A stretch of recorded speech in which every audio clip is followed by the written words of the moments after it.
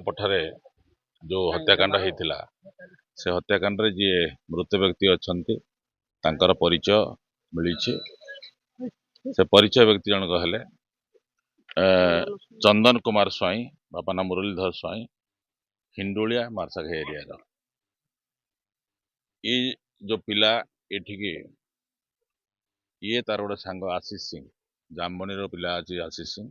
ता सांगे एठिके आसिया पूर्व चंदन स्वाई और आशीष सिंह बांगालोर रे गोटे गारमेंट फैक्ट्री रे काम करुଥିଲେ से गारमेंट फैक्ट्री चंदन स्वाई ककांकर फैक्ट्री थिला सेठी काम करथिले से गोटे प्लानिंग करथिले जे नै आमे गले चंदन स्वाईकर कका पाखरु किछि पैसा आमे यदि पाई जिबा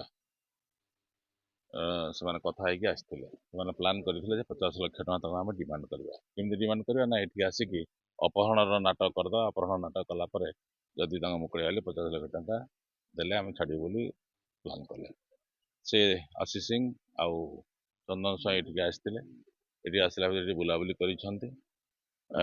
एठी आसला परे आशीष सिंह आ गोटे कर्मा और फ्रिंकी माने मिसिकी से चंदन स्वाई की एठी आनिकी प्लानिंग करिकी एठी हत्या करिसंती आउ हत्या करिकी एठी पोती देकी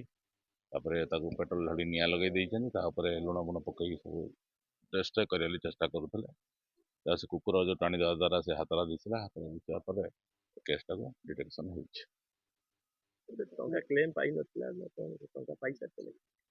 माने टंका न पाया पूर्व तांगर भागवांट छिड़ी नथिला टंका से 50 लाख टका डिमांड करुଥିଲେ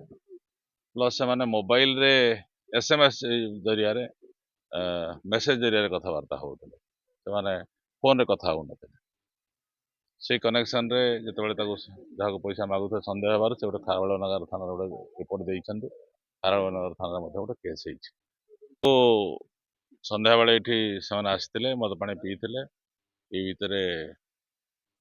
आशीष सिंह गोटे छुरी रे तार बेको काटी ଦେଇଥିଲା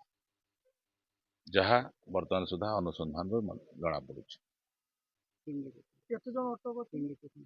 हाँ वर्तमान आम पाखरे 2 जण अटक अछंती आ आज आम एठी सीन रिक्रिएशन पे आसीछु आ एठी आम सीन रिक्रिएशन 1 पार्ट सइलाणी आ किछि पार्टी अछि हम करू।